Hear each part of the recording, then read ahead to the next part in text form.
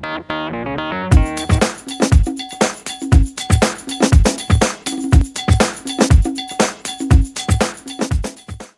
and welcome back to Peter the Rev Show, and I want to thank you very much for tuning in today. And basically, since I only do a 5 to 10 minute video, so we'll get right to the point. So today's question that I have for the men is basically this: are you head of the house? Now, once you've answered that question, if you answered it no, then my second question to you is, why are you not head of your home? Because the Word of God says that men are to be head of the home under God.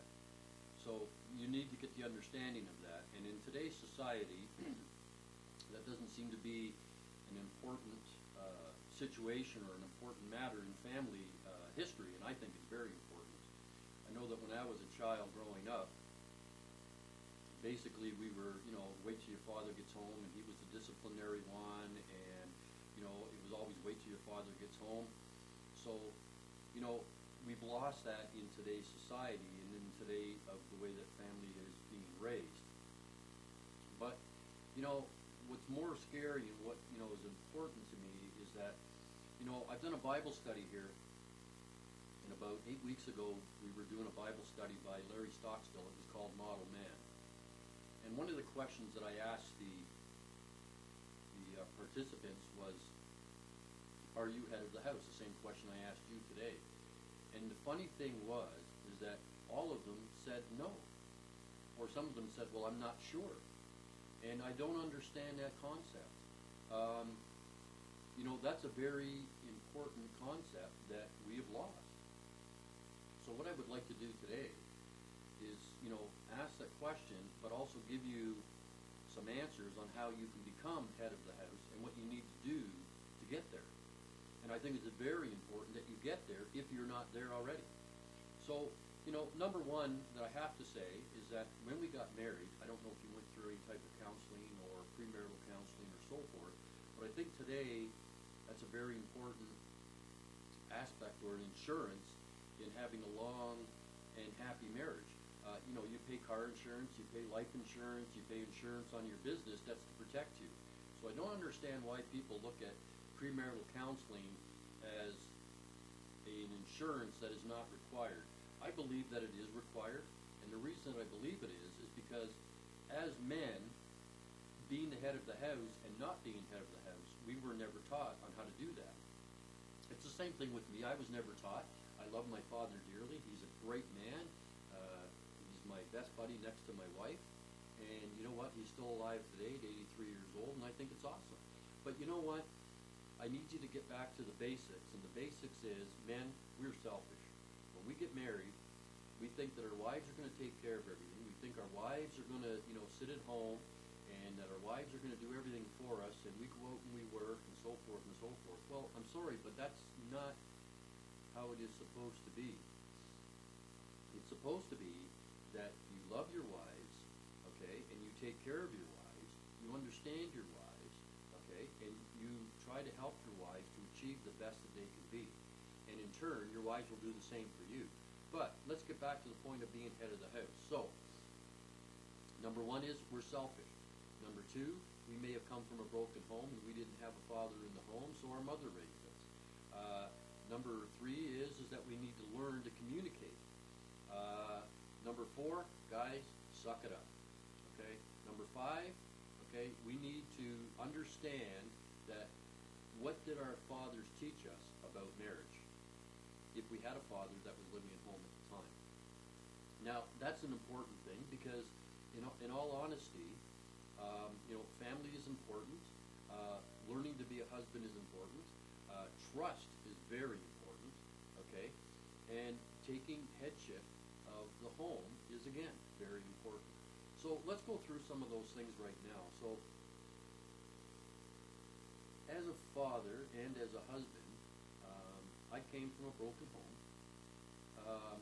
which, you know what, is nobody's fault but theirs. It's not my fault, but as a child, sometimes we take on that. And I'm here to tell you that you don't need to take that on. And as an adult, guess what? You need to take responsibility for your actions, guys. Just because you came from a broken home doesn't mean that have to leave your home and make it a broken home because you have children that are there if you have children at home. And you know what? This is what it's all about. It's all about family, and it's all about being the head of the house. So, what I'd like to talk to you about is this, okay? How do we get to that position? Well, I think getting into the Word tells you how to be a husband. The Word tells you that you are to love your wives under Christ, as Christ loved the church, as it says exactly. But you know what? Here's the other thing. The fact that when I ask these questions, I asked the same question to the women, and I said to the women, why are you the head of the house?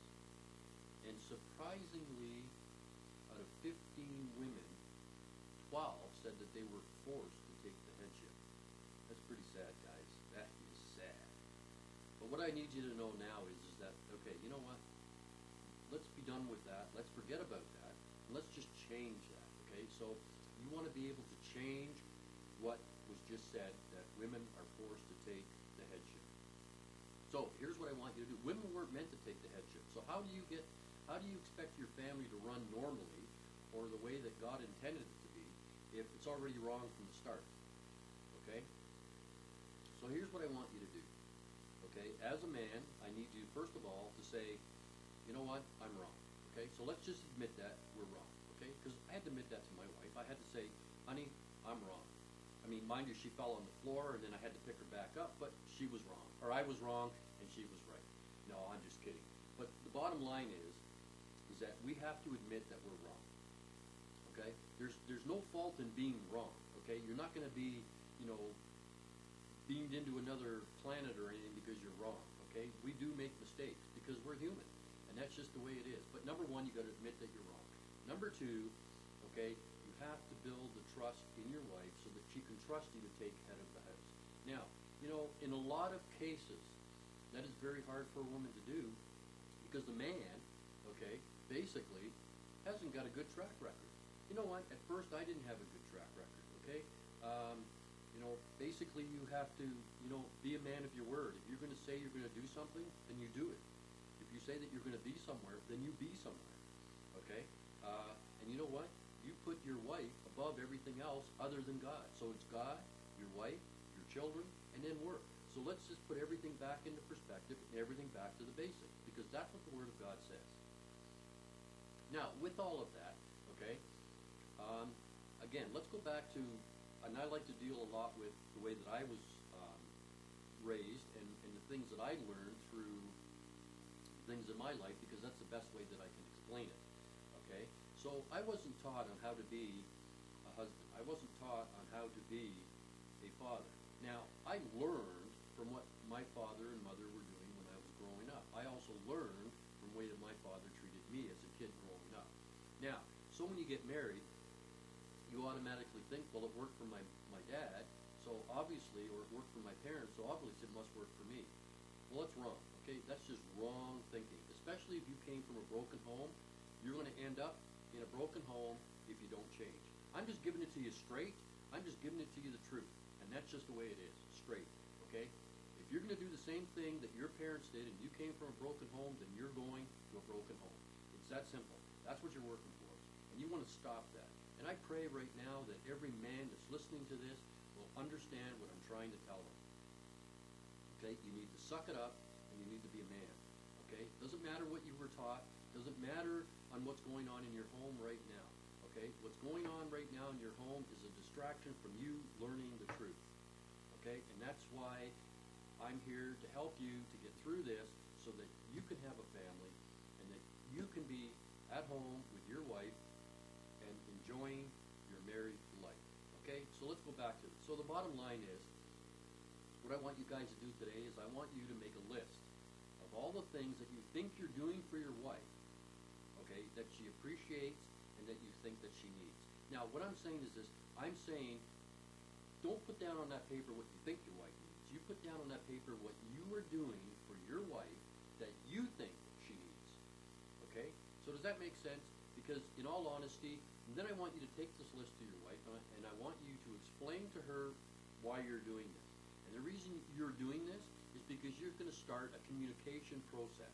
And the communication process is this: honey, I love you, and this is what I think you need. But if this isn't what you need, then I need you to tell me. Okay, so now we're communicating. So you're communicating to your wife, number one, that you love her. Number two, that you want to know what's going to make her happy from you. Okay, not from anywhere else, not from anybody else, but from you. Okay, now, if your wife is honest and loves you, which I'm sure that she does, or you wouldn't have got married, she's going to be honest with you and tell you, okay, exactly what you're doing that is wrong, and what she would appreciate is the key word here, the things that you would change. And what you'll find, as men, we sometimes put onto our wives what we want done for us, and we just project it onto our wife because we think, we have this mentality, well, I like it, she's going to like it. Well, it doesn't work that way, guys, okay? You are you, and she is she, and the bottom line is, okay, what you like, she may not like. She still loves you, but what you like or what you think is good for her, if you sit down and you be honest with yourself and be truthful with yourself, you will find and understand that the things you've been projecting onto your wife is basically all about you. And that's where I come back to the terms, men, we are selfish. And these are things that I had to learn. Now, when you're in a blended family and you are the stepfather, okay, same rules apply. Same rules apply. But the only difference is going to be is that most women will want the stepfather or the fathers into the home to love her children as much, okay, as she loves her children, okay? And if you have two sets of children, so in other words, the husband has a set of children and the wife has a set of children, and you're bringing them together, it's the same thing, okay? So you need to understand that. That's going to be one of the rules that in a blended family. So that's going to be start of it. The thing is still the same. The headship is still the same. The trust is still the same. The things that you have to do are still the same. Now, the second thing that I want to say is this: responsibility, man. I know that's a hard word, and that's a word that hurts, but here's the bottom line. Responsibility. Okay? You have to take responsibility for your actions, for your decisions, and for everything that goes on in your home. Okay? So in other words, if your home is not a happy home, it's your responsibility. Okay? If your home is having issues in certain areas, it's your responsibility to fix it. It doesn't mean you go in there and you start swinging and yelling and screaming and carrying on. What it means is you sit down, because this is where you take control of being headship of the home, and you say, how can we fix this? And if that means making a set of rules, if that means, doing certain things to give family members the opportunity to speak, and give family members the opportunity to put in their input, then that's what you have to do. But the fact is that you take responsibility. Okay? Responsibility is a key word here. Okay? And it's a very important word, because it's something that you were taught as a child, that you have to take responsibility. When you did things wrong, when you were a child, you either got spanked for it, or you got disciplined in some way, or sent to your room. But the point was, is there were consequences, and you had to take responsibility for your actions. If you broke the window, you had to pay for it. If you did something wrong, you had to pay for it. You had to make it right. Same thing as an adult, responsibility. So, you know what? Right now, I want you to work on that. And what I would like you to do is, my wife and I are working on actually a pre-marriage seminar coming up, and we'd like to have that done sometime in May, around the end of May. So what I want you to do is go onto our website, which is www.heartandhome.cc.com. Forget the dot. See, I'm not that way privy to that. But anyway, let me give it to you again. Okay, it's www.heartandhomecc.com. There, I think I got it right. So what I want you to know is go onto the website, check it out. I think we're going to have it for mid-May, maybe the end of May. Okay, I know that we're getting into wedding season and so forth, because we also perform weddings as well. But we'd like to put together we're going to put together a pre-marriage seminar, and you know what, it's something that's worthwhile going to. All the information will be on the website. Just check it out. Give me a day or two to get it there, and I'll have it up and running for you. On the other hand, when you guys do this with your wives today or within the next week or so, what I want you to do is email me at petertherev@gmail.com. and give me some feedback. I need some feedback. I want to know, what happened. I want to know that this is working for you, or if there's something that I can answer for you. And you know what? What I'd like to do, and I'm asking for your permission out there, is that when you do email me a question, I would like to be able to answer it on the YouTube channel here, because you know what? You may not be the only one asking that question, or there may be other people that don't want to email in but have the same question and want an answer to it. I'm not saying my answers are always going to be right, but my answers will be truthful, and if I will look up all the answers that I need, and through my experience and everything else, I think that I can help you out. And that's what I want to do. I want to help the men get to where they need to be on the top of their game. Okay? And basically, it's like this. I'm not a professional golfer or professional sports person. Sports is not one of my things. But I did read somewhere once that if you go to a professional person to learn something, the first thing they tell you is that whatever you've learned, throw it out. So I'm just asking you right now that whatever you've learned that is negative, whatever you've learned that's not working for you, get rid of it. Okay? And be able to take the ability to step out, do it the right way, make your family happy, make your wife happy, because in turn you're going to be happy. And that's all that's important. I don't go on this, people say, well, happy wife, happy life. Well, you know what?